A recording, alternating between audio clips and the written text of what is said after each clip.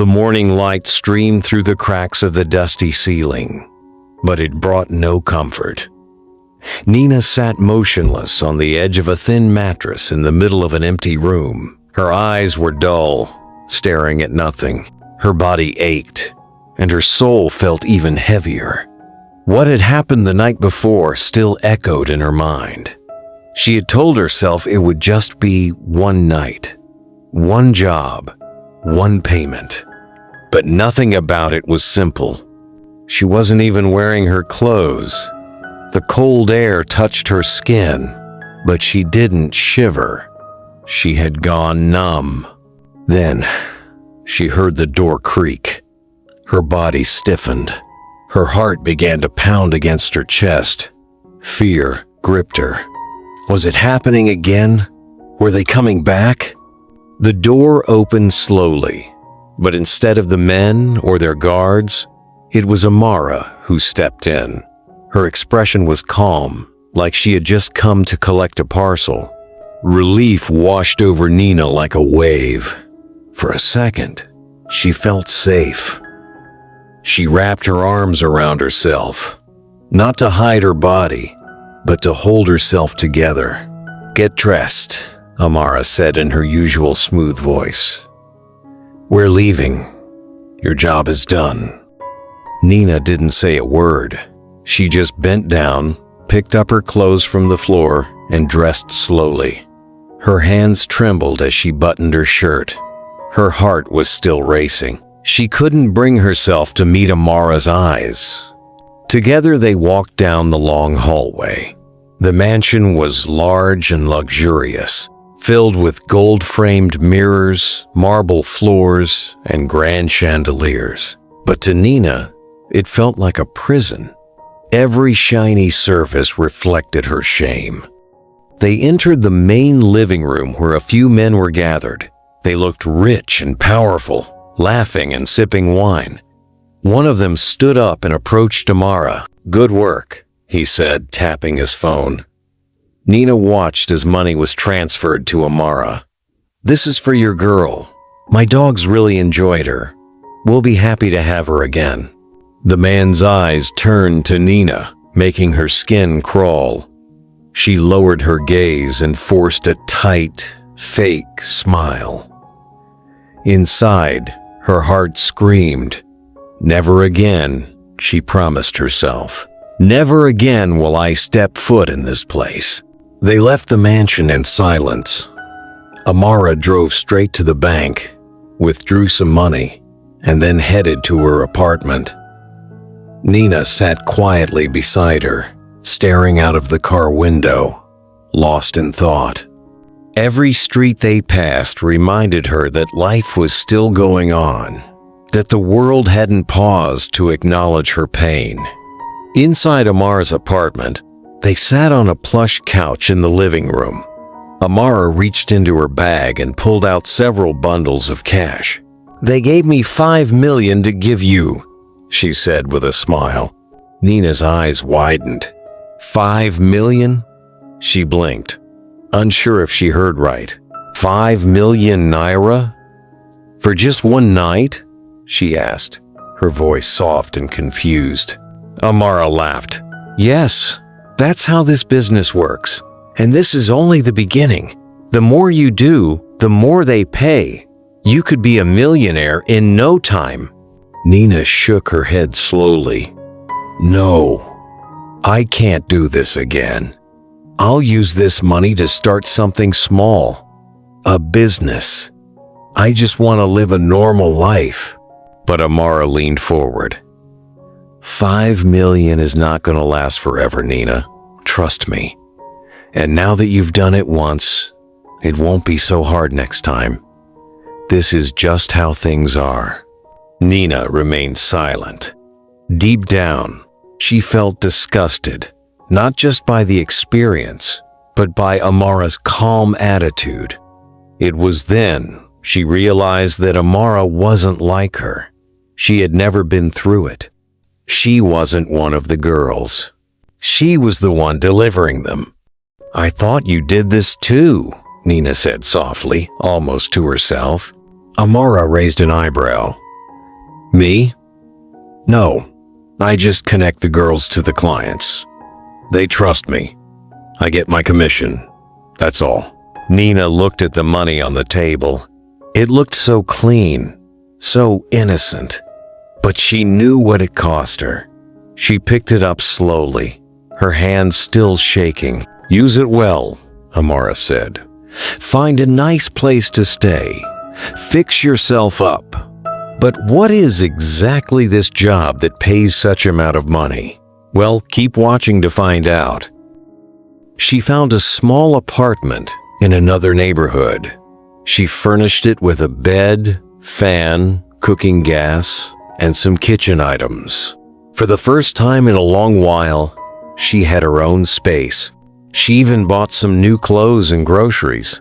It felt like a new beginning. Neighbors noticed the change immediately. They whispered when she walked past. They remembered how she used to beg for food after her parents died, how she had struggled through the streets, wearing old clothes and sleeping in overcrowded rooms. Her sudden upgrade didn't make sense to them, but Nina didn't care. Let them think what they wanted. She had plans. She was going to build a new life. She avoided mirrors. She avoided questions. She even avoided Amara's calls. She just wanted to forget everything. But no matter how far she ran, the memories stayed. The pain stayed. The guilt stayed. And in her heart, she feared that the price she paid for that $5 million would never truly go away. Nina's new apartment was small, but peaceful.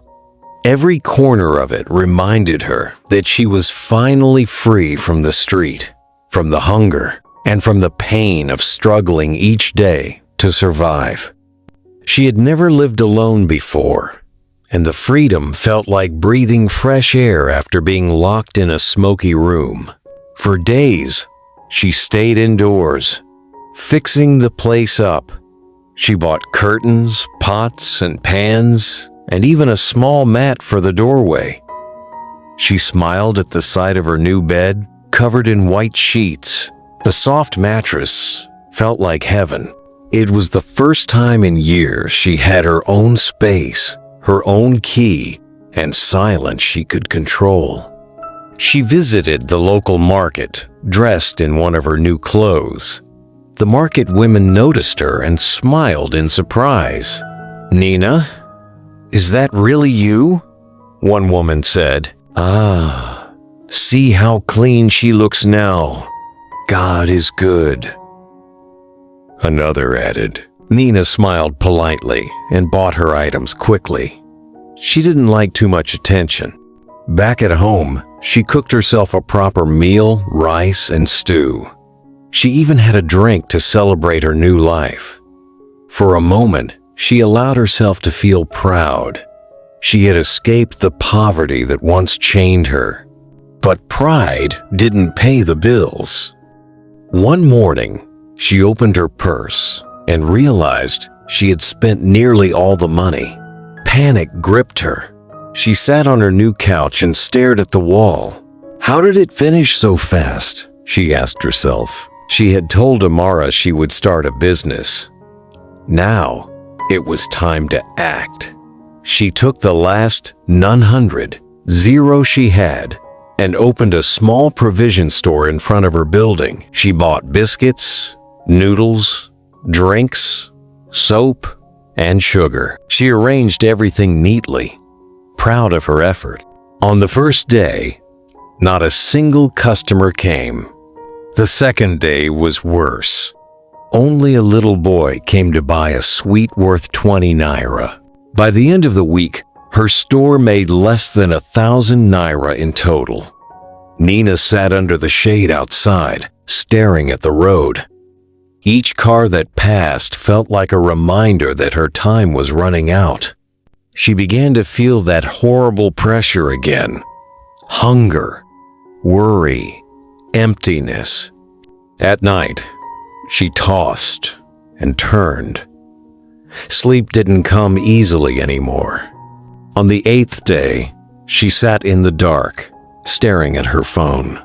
Her hand hovered over Amara's name. She had promised herself she would never go back.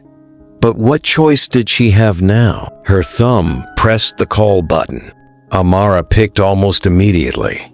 Her voice was filled with confidence. "I knew you'd call," she said. "Business not booming, right?" "Just one last time," Nina whispered. "Just one more." Amara laughed softly. "That's what they all say. You already know the road. I'll come get you tomorrow." Nina ended the call, closed her eyes, and let the tears fall. In that moment, she knew poverty had pushed her back into the hands she had fought so hard to escape. The next morning, the air felt heavy as Nina waited outside her apartment. She wore a simple gown, her hair wrapped in a scarf, and her eyes carried the weight of defeat. She didn't want to go. Every part of her screamed not to. But hunger, rent, and shame had already dragged her back in. Amara's car pulled up like a shadow from the past. Nina entered silently. Neither of them said much on the drive. Nina stared ahead, her mind filled with memories of her last visit to that mansion. They arrived at the same grand house. Nothing had changed. The walls still sparkled, and the gates still looked like they guarded a palace. But to Nina, it was still a place of horror. Inside, they were welcomed like old business partners. The men greeted Amara warmly. One of them smirked at Nina. "She's back?" the man asked. "My dogs have missed her. They'll be thrilled." Nina said nothing. Her head stayed down, her lips pressed tightly together. Amara simply nodded and whispered, "She wants to do another job." A tall guard with a rough voice stepped forward. He motioned for Nina to follow him. His partner stood behind, holding a gun. They led her down a familiar hallway. The memories came rushing back, each step tightening her chest. The guard in front unlocked a room door and let her in. But just as he turned to leave, he paused. Something in his eyes changed. "Why did you come back here again?" he asked, his voice softer than before.